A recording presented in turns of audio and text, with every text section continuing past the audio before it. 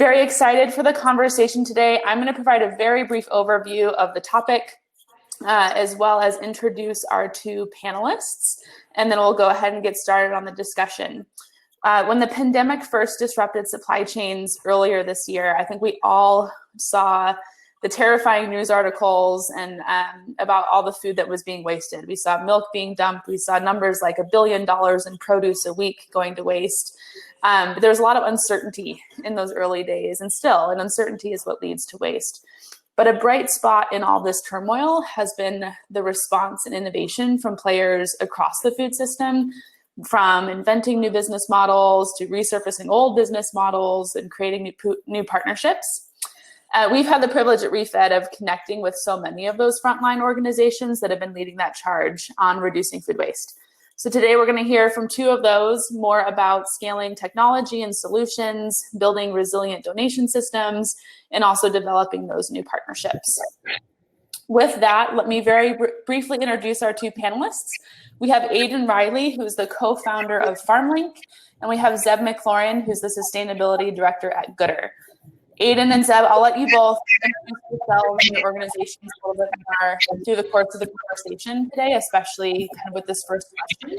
But I'd love to start off the discussion by hearing from each of you, what are some of the new barriers that were introduced in the food system because of COVID-19, and how have you shifted or created new business models to address those challenges? So feel free to give us a bit of a 101 on what you do as part of your answer to that question. But Aidan, let's go ahead and start with you. Okay, great. Hi, everyone. Thanks for having me today. I'm Aidan. I'm a rising senior at Brown University. As Jackie mentioned, started the FarmLink project in April. And that was to address the articles that Jackie saw, which were the fact that farmers were basically, let's say, large-scale, usually commercial farmers, such as ones who were providing to universities, to large businesses, things like that. They suddenly had their orders canceled. I mean, for example, the ones who were providing food to Brown University, they suddenly said, Brown said, we don't need any more food. We're sending all of our students home. So farmers were left with giant amounts of perishable surplus that they basically they didn't want to pay for the refrigeration to keep it fresh because that was not something they expected to have to do. And on the other end, they had nowhere else to sell it. So the best thing they could do was dump it in the ground. That's what it seemed in the moment. We came in and said, don't dump it in the ground. Don't bury it. We'll take it. We'll figure out a place for it to go. We'll provide freight and shipping. McLaurin, I'm from Goodr. So before COVID hit, surplus food recovery has always been our thing, mainly for cooked, edible surplus food. And then when COVID struck, a lot of our clients, they ended up shutting down. So a lot of restaurants, the airport, convention centers, a lot of catered events and things like that. They didn't have any more business, or they had a huge drop in the amount of foot traffic coming through. So we ended up having to pivot over to still feeding people, but we ended up having contracts with local governments and counties to pretty much haul or deliver grocery boxes to the doorsteps of food insecure citizens, as well as we ended up working with ReFed through a grant. And we started going to, just as Aidan mentioned, going to farms and farmers markets and picking up surplus food, both edible and non-edible. So we would actually sift through that. Anything that is still edible, we would get it to people, and anything that is not edible for people, we would still either compost it or get it to animal farm or livestock farms. Great. Yeah, thanks for giving us kind of that glimpse. And I think it's interesting to think about how you've shared the need for new business models, but also shifting the work that you were already doing to better fit the situation that was at hand. Zeb, let me go back to you, and Aidan, want to hear from you on this too, but I talked a little bit in the intro just about the increase in food recovery and how that's changed a little bit.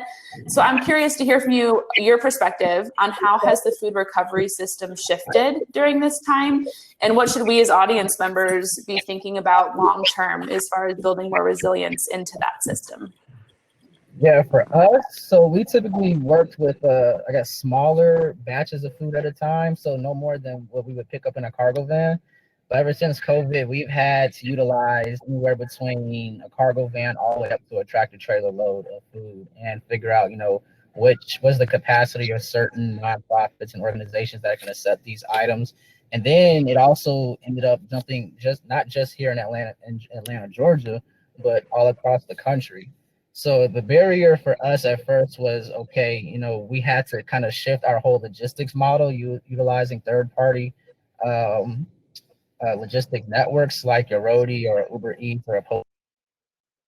So now we kind of turned ourselves into a broker, if you will, to finding owner operators on a nationwide scale to move these surplus edible food and non-edible food to facilities that would actually accept it and then recycle it in some fashion so that's not going to the landfill. It's great. Aidan, would love to hear your thoughts on the food recovery space as well. Yeah, I mean, from my perspective as someone who has really, I've volunteered in the food recovery space in the past, but the past 5 months or so have been, my largest experience. And what I learned was, I came in thinking that farmers having surplus and having to bury food or bring it to a landfill due to surplus I thought that was something that was unique to COVID, and pretty soon realized that's not the case at all, and that surplus and food waste is something that occurs on a massive scale in the United States. I think many of us working on a regular basis, irrespective of COVID. I think I was aware of that, but I did not even come close to understanding the scale to of which that occurs. And I think what the impact COVID has had on this space has really just increased it's highlighted this issue, I think, and brought it back to the national forefront of attention. At the same time, it's created an incentive and it's created an openness and willingness to try to fix the problem. We've had an incredible experience working with farmers, food banks, food distribution programs, B Corps, organizations like Refed, who are pretty much all trying to work together in order to create let's say, a marketplace, another place to help distribute food and to create economic incentives for farmers to be able to be willing to ship their surplus and make sure it doesn't go in the ground. So, yeah, whereas COVID exacerbated the issue, it did not create the issue, but it's the situation has been highlighted immensely, and I think has created a national willingness to try and solve it because it is a giant problem and one that I think doesn't need to exist. And I think I do. Oh yeah, please. I did want to add one more thing, and to Aidan's point, one thing that I did learn as well by visiting the farmers markets is that I was told that a lot of these farmers have insurance on their crops. So traditionally, when they would take it to the landfill, they would end up getting that money back. They would have paid to dump it. So so there's two different things that I've learned. That donating it, they don't get the money back for insurance, but they do get tax deductions for it. But if they were to dump it, if there was a waste management solution, let's say, like if we hauled it off for composting or for some other type of recycling where it's not being donated, but a waste management pickup itself, that insurance, and I don't know the language of it specifically, but if we investigate it, there may be a way that they can still recover the money for having it composted or recycled organically versus the landfill, so they can still utilize their insurance to get that money back, because they're not able to use those crops. And it's almost pretty much, in my mind, it's almost, there's not really anything changing on their end. They're still getting rid of it, and it's not going to hinder them in any fashion. They're just taking it out of the landfill, and then we're just going to be recycling it in some form, either that be an anaerobic digester, composting, or some other type of industrial textile use. Yeah. And I don't know if you guys saw the question from Maria that just came through on the chat. I think this is actually relevant to what you're just talking about, but there's so many comments, I can't even scroll back to find it. But I think she was talking about the tipping point that farmers face when they realize they have surplus food, and thinking about the advantages or disadvantages, pros and cons, costs and benefits of donating, selling, having to find alternate markets for that versus disposing of it. Aidan, I'm sure this is something you've run across a lot in the work you do, but do you maybe just want to talk for a second about what is the challenge of that tipping point, or what have you seen be some of the questions farmers are asking or the information that they're looking for to make that decision? Yeah, I'm pretty positive I understand the question. I think it kind of tails a little bit off of what Zeb was saying about that sort of incentive to have to dump food, and especially from an economic standpoint. I mean, something that is a huge consideration to us is that farmers are businessmen and businesswomen. They are also some of the hardest and busiest working people in the United States. And so the ones we're talking to have very little time, and they're constantly going from one field to the next. And if they're planting, let's say they sell, I don't know, I'll just use a random number, 100,000 pounds of cucumbers a month. They might plant 150,000 or 120,000 pounds as sort of a whatever you want to call it, a bonus in case something were to happen, to be able to cover. And if they were to cover their usual 100,000 pounds, then that 20,000 pounds, that they don't necessarily have the time to try and get it and sell it to or give it to people who want it, because they're too focused on moving to the next field and keep on going. There's also an issue of weather. I mean, this is something a farmer told me himself was, he was a tomato farmer. He's like, depending on the weather, I will grow anywhere from this X amount to X amount of tomatoes. And the price of tomatoes is very inelastic, in that if you go to the store and a bushel of tomatoes or whatever, a bag of tomatoes is $1 cheaper, that doesn't mean you're going to buy this many more tomatoes for the most part. And I know that. So the demand doesn't increase with the supply as much. Meaning there's more incentive for me to just leave it in the field and use it as fertilizer than try to go and force it into a market that doesn't want it. But the biggest point I want to make here is that I think it's something we were told early on, and again and again and again, as farmers, they do not want to be burying their food, and let alone they especially do not want to be paying to bury their food. Sometimes they can, or many times they can get insurance on it, but they still have to pay landfill fees. They still have to face taxes and regulations depending on what state they're in. I'm from California. The state incentives against having to bury fresh produce are high, environmental regulations. So really what it is there is a huge amount of supply and a huge amount of demand. And the issue why they are not being connected right now, or as much as they can be, is an issue of convenience and timing for the farmer. And so that's what we try to do, is come in and do that for them, and are hoping to do is set up a system that can last to do that. That's great. I want to shift a little bit, but related to the idea of partnerships. And Zeb, maybe I'll let you start here, but I think the pandemic has probably thrown conventional operating models out the window, and that probably includes the types of partnerships that we have. So I'd love to hear from you some of the new partnerships that you've forged as part of your work that maybe is not something you would have even considered before the pandemic, and how is that helping you to innovate and scale? And Aidan, when we get to you to answer, would also love to think about, what are the opportunities? I'm seeing questions in the chat box about connecting with those farmers that have surplus as a new type of partnership for different types of businesses. But Zeb, let's start with you on that. Yeah, so for us, typically we always partnered with for-profit businesses and got that food to nonprofit entities. But now we have been partnering with local governments, so counties, cities, etc. We've been getting contracts through them to feed people. So kind of going in kind of like a more FEMA direction, if you will, which is something that we have always had a goal to get involved with from a governmental, aid standpoint. So really, I would just say this is, when preparation has met opportunity. Then COVID struck. This is something. What we're doing now is something that we've always been preparing to do and have always talked about doing. We just didn't. Wasn't an opportunity to hop in to what we're doing now. And then, a lot of the surplus food going to waste, especially on farms and in grocery stores. The way the supply chain is now, a lot of other larger scale industrial opportunities have popped up with anaerobic digestion for us specifically. That we've had a decent amount of companies or here in the States and abroad come to us saying like, hey, we know you guys deal with food waste. We wanted to set up an anaerobic digester in the Georgia area, and utilize that food waste, create energy and fuel and any other types of textile industrial uses for this food waste. So that's pretty much what's on my plate at the moment, is trying to figure out, a long-term solution for any non-edible food waste, especially the crafts or animal waste, or just wasted animal products, if you will, along the way. So those are the types of different relationships we have going on now.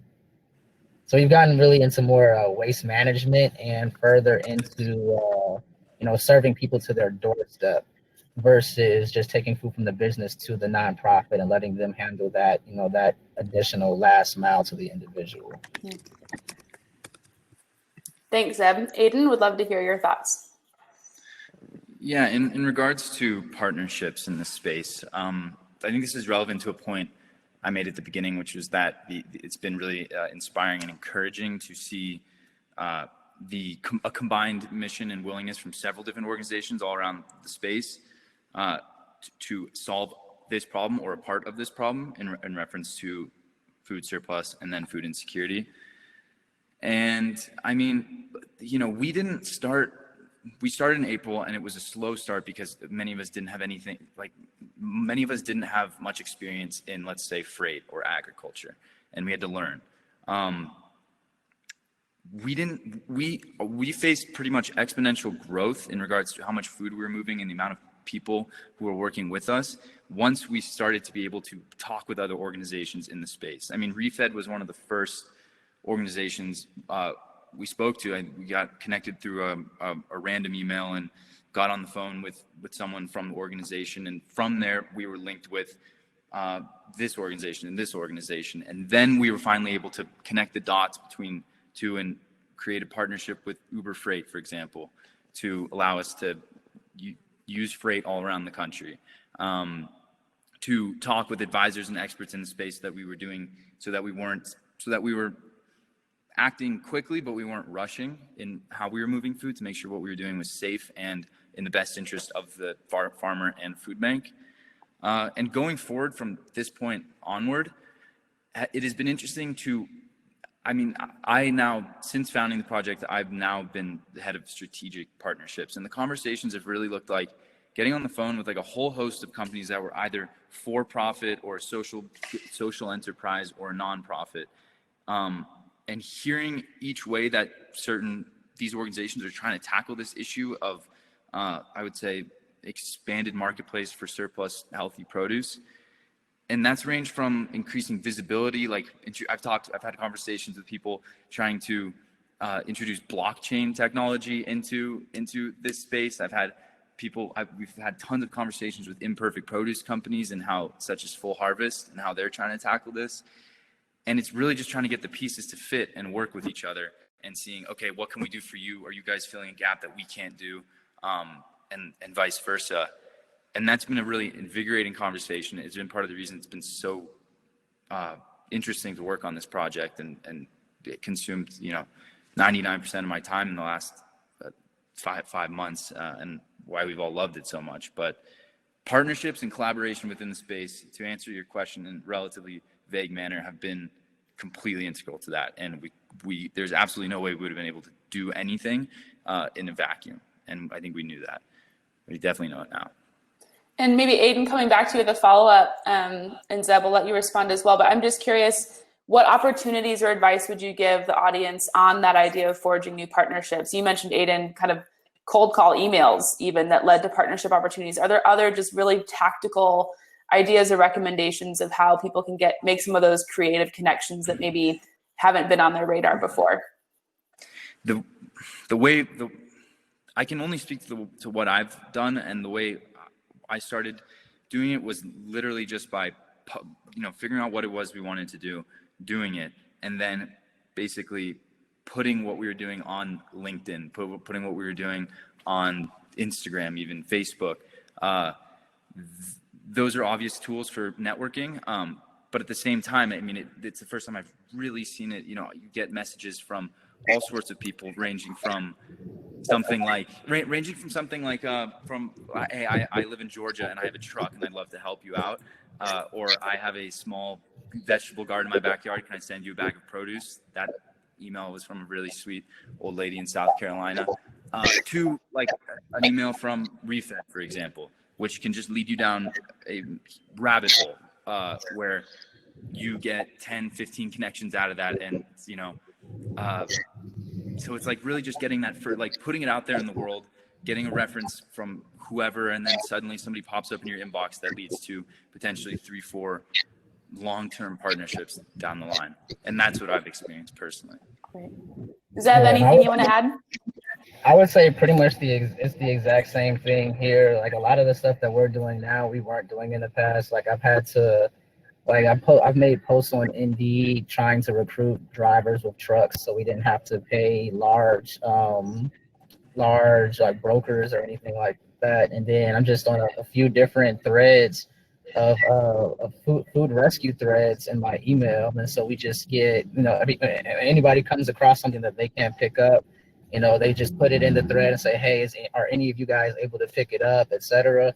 And then just talking about it with people, like things that you're working on. And then everybody typically has some type of a specialization or knows somebody who's able to help assist with what you're trying to do. And then it's just about connecting the dots and putting the pieces to the puzzle, just like Aidan said.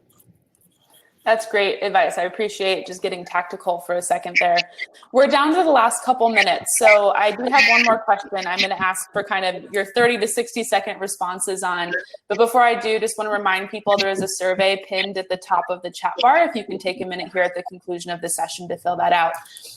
But Zeb, let's go back to you first. I would like to know, looking to the future and learning from your experiences pre and during COVID, what would be one call to action or change that you want to see happen in the food system to build in more resiliency and equity moving forward?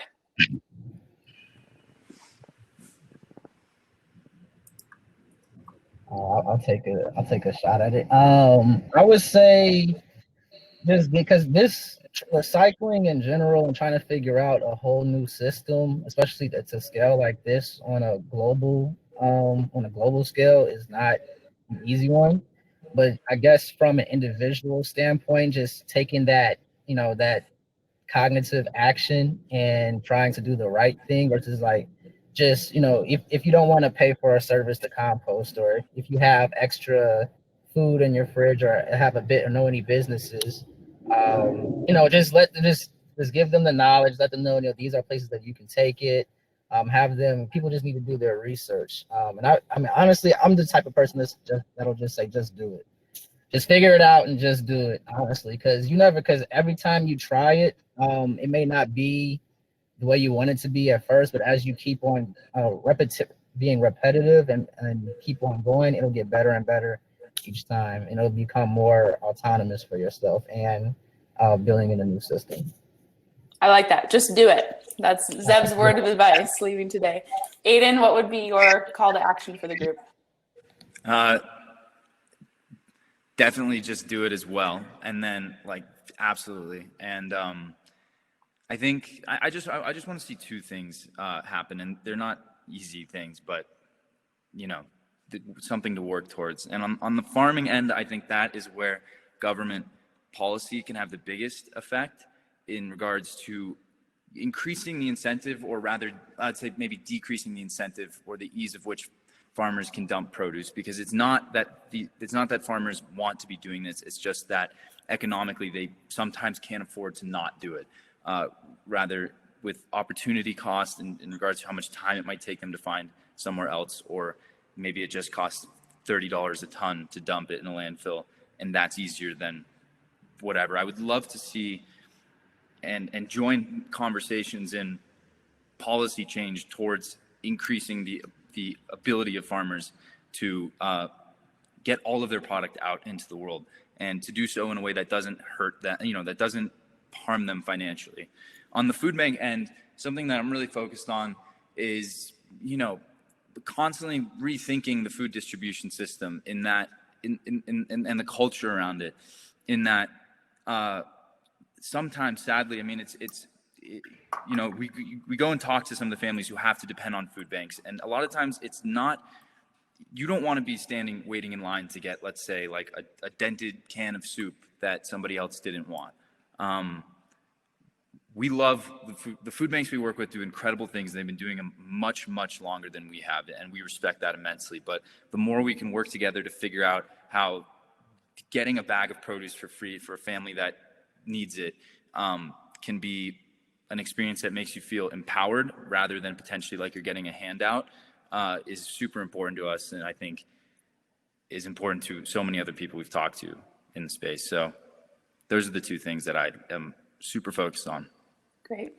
Well, that takes us to time. I want to say thank you to both of our panelists, not only for their time today, but also just all the work they're doing for the months and months before this and the months ahead of us as well. So thank you, and thank you for joining our panel, and wishing everyone a great rest of the day and rest of the event. All right, thank you. Thank you, Jackie.